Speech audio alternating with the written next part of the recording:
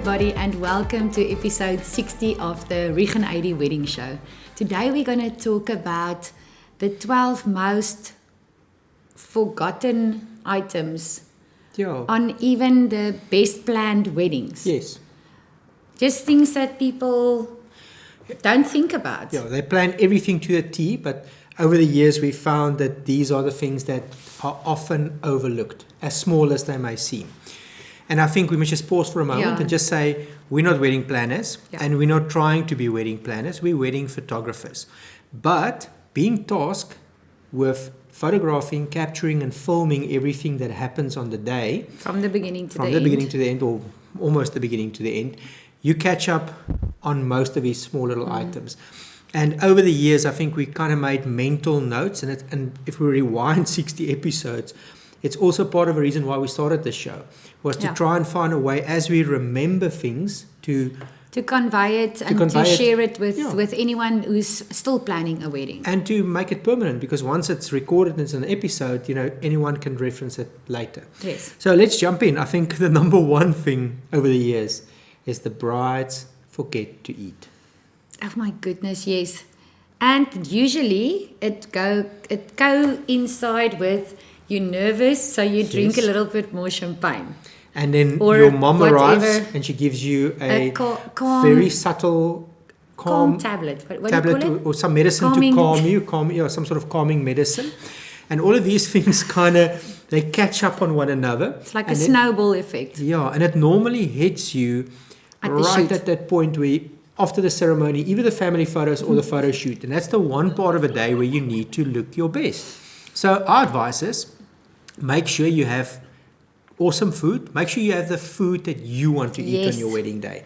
Make sure there's enough snacks and things that you can actually snack along. So I think often, you can talk for yourself, but I mean, a bride might not be in the mood to sit down and have like a full big breakfast or a big lunch, but having something that you enjoy and being able to snack on it will probably go a long way to prevent any issues like this. I can have a total program just about the eating, because I like to eat. I mean, I think I ate 3 times before we started the wedding. Yes, I had krummelpap with biltong for breakfast. Your sister brought me avo and shrimps for lunch. I had a lot to eat. But people are different. I mean, you obviously enjoyed your food, but some people, it's like they they forget to eat. Yeah, I know. And they forget to drink water. So, and I mean, then by the evening, dehydrated. Yeah, and you end up getting a headache and things like that. We often hear the bride or someone ask, who's got a panado or a grandpa or something like that. So, just think about those two things. Nourish yourself on the day. Pack snacks for the photo shoot. Make sure there's water for you to drink and not just champagne. Yes. Okay? So enjoy the champagne, but a little bit of water in between goes a long way. Always a good idea. Well, talking about eating, that's our point number 2, is don't forget to feed your vendors. Yes, we are one of the vendors, but I mean, there's people like, for instance, the DJs. They are there the entire day. There's not many vendors that spend the day. Yeah, but it's usually the DJ, the videographer, the photographer, and then there might be some other, depending on musicians. If there's live musicians, and if they're there for the evening.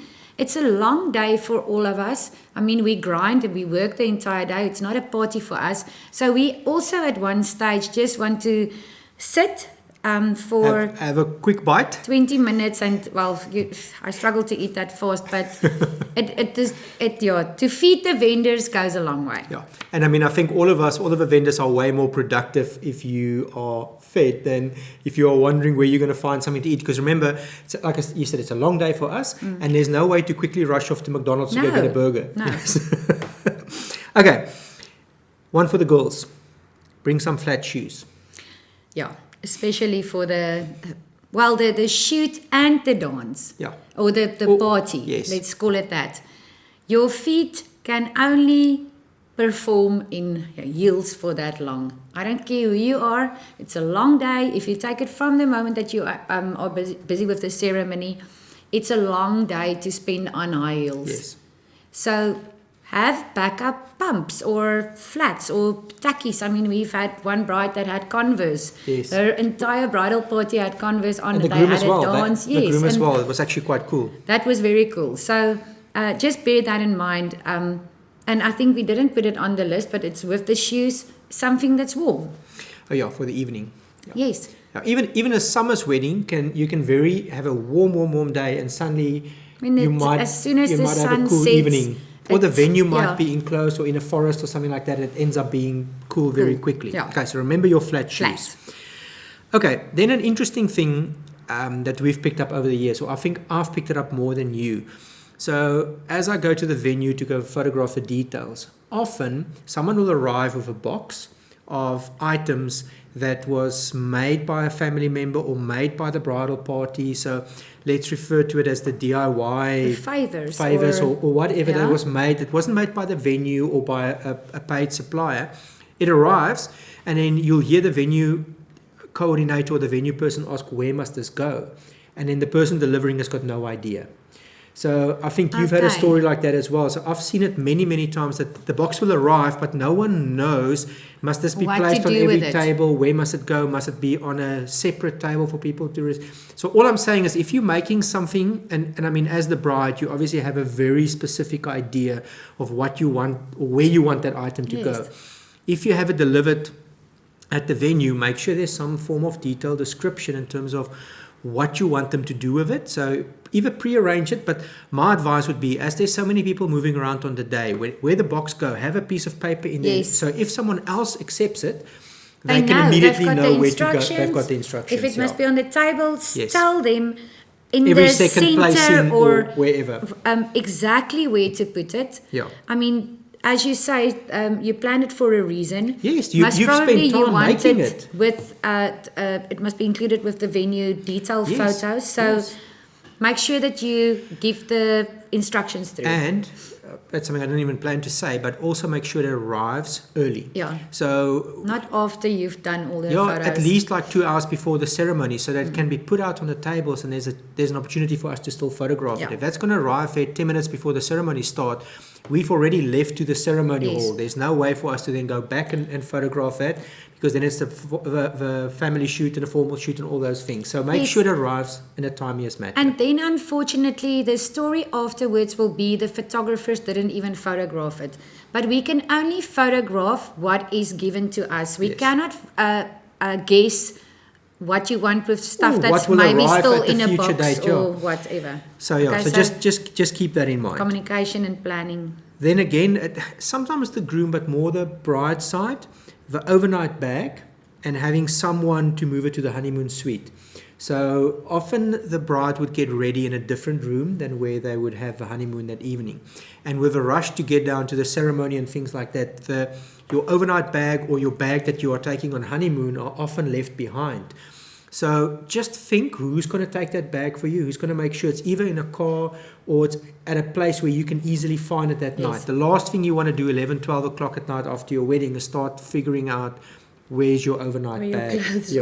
So just think about it. It's a silly little thing, but we've seen it so many times that at the end, as the bride is preparing to leave, they're trying to figure out where their bag is or whose car it is or things like that. Assign your maid of honor or your sister or someone that you can really trust to do it. It can even be whilst the reception is while the party is on. That they move it for you or something like that. No one has to stress beforehand, but they must just know it's part of their task. They must know it's clearly part of their task. And I think with that, the next point is transportation. The next point was transportation. So it doesn't happen often, but it's happened more than once, where everything is planned, for instance, from the church to the reception venue. But then from the venue, you need to take the bride and groom, who can often take a lift with us for the photo shoot. But there's also a bridal party. And if that bridal party is 5 groomsmen and 5 bridesmaids, you need 2 or 3 vehicles to transport them to and from the photo location.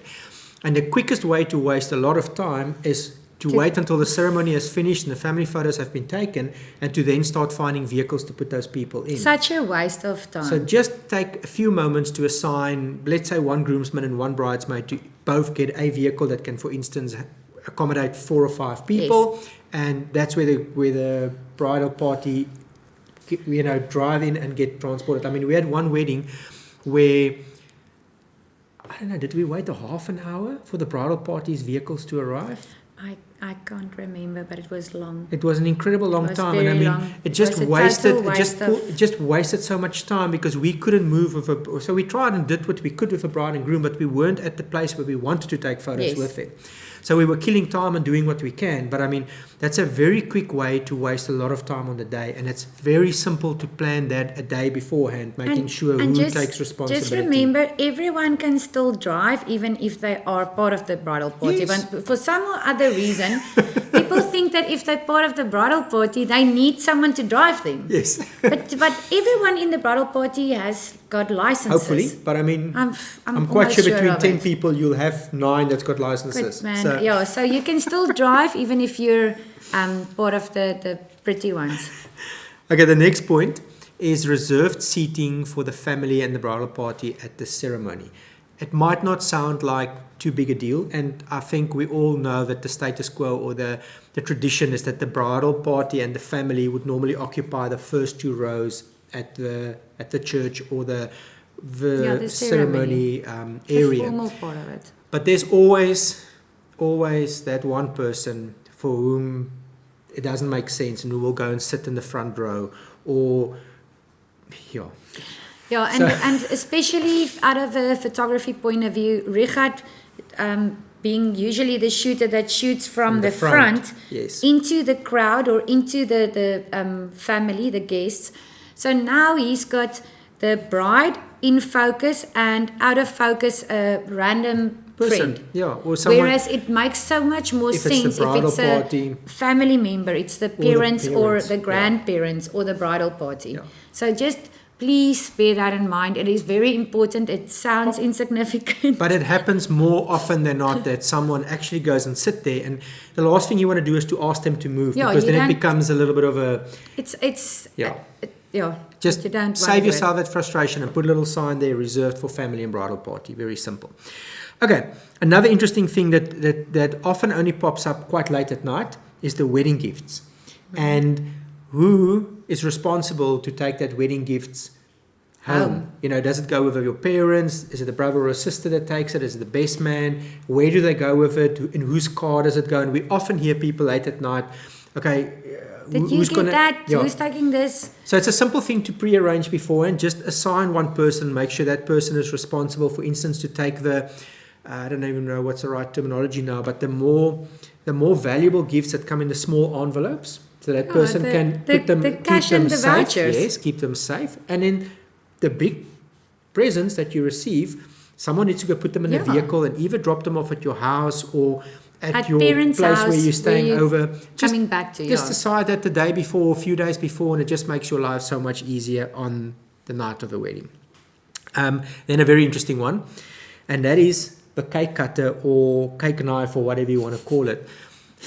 I think we can't tell you how many weddings we had to wait 5 or 10 minutes for someone to find a cake cutter, because the MC would announce that the cake is about to be cut. And people are standing and waiting for the couple to cut the cake. And then there's no cake cutter. And many times they've actually cut it with a normal butter knife, some or stupid a steak knife, and it doesn't or, look nice. But the thing is, don't always blame the venue, because often the venue wasn't responsible for the cake, or they didn't know there was a cake. It sounds silly, but it's happened. And if you speak to the venue personnel, they'll tell you they didn't even know there was going to be a cake. And then Auntie Sari decided she's going to bake a special wedding cake or something like that. Or sorrel.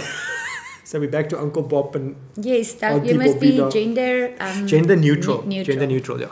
So all we're saying is, if a venue supplies the cake or they're aware of a cake, they will normally prepare for that. Yeah. But if it's a gift or a family member that is providing the cake, just make 100% sure that there is a device that can be used to cut the cake and that it looks beautiful. A device? A device, yeah. A sword or a knife? Well, that's been done as well. So not the cake. A sword. The sword was with the champagne. Okay. Well, okay. There was a sword involved. So okay. Then another item at the reception is the guest book. Now, guest books nowadays take up different form factors. You have your traditional guest book, which is just a book with pages. Normal paper. Then you can have one with photos from your pre-shoot in there. Yeah. We've had one glossy where they paper. had sometimes glossy paper. We've had one where they had a wooden also guest like a book, table yeah. that was signed, and it was a veneer would then cover it afterwards. A canvas. There's canvases. There's sometimes PVC prints, all sorts of different little wooden hearts. blocks that you throw in a Okay. thing, and it builds up with this little tree. Okay, There's so all wait for sorts it. of fancy things. The problem is the pens are often forgotten, or someone just buys a random permanent or some sort of a marker, but they never test it. So we've seen at so many weddings where people would start writing and the first letter would go okay, but then the pen stops writing. And all that happens, it just messes up this whole This beautiful message gesture that's or being gift written. that you wanted to take home. So what we suggest is no matter what you do, and I mean, I think it's awesome, all the different ideas people have, just make sure you buy the right pens, buy a few of them, and then test them beforehand. Yeah. Even if you have to test it on the back of a page or at the bottom of one of those wood little Test thingies. it. Just taste it. Test it, please. Just make sure it works, and keep a spare one or two, because people would put out 10 and then half an hour later there's only 2 left, because You I think always inadvertently you just put it in your pocket. People that takes the pens, it's always the guys, because the girls doesn't have top pockets. Okay, we've got 2 more left. The one is, or the second last one, and I would say it's probably the second most important of all that we've discussed now, with the last one being the most important. That is assigning a responsible person for your wedding day. So not everyone has a formal wedding coordinator that takes full responsibility for their wedding. You might have a venue provider coordinator to coordinate all the venue matters, venue details and the food and the catering. But there's a lot of other things happening on the day as well. So often people would bring out a total third-party coordinator that oversees everything. But no matter how your arrangements work, assign a trusted family member or person that is, call them the point person, the responsible person, the coordinator, whatever you want to call them. The reason being that everyone needs to know that if anything goes wrong, they don't run to the bride or the groom and ask them. They run to that person. So agree. I can't tell you how a person's mood changes, or a bride. You're busy taking photographs. It often happens either at the family photos after the church service, or while they're busy with a formal shoot, or just before they walk into the reception, where they're getting ready to walk into the reception.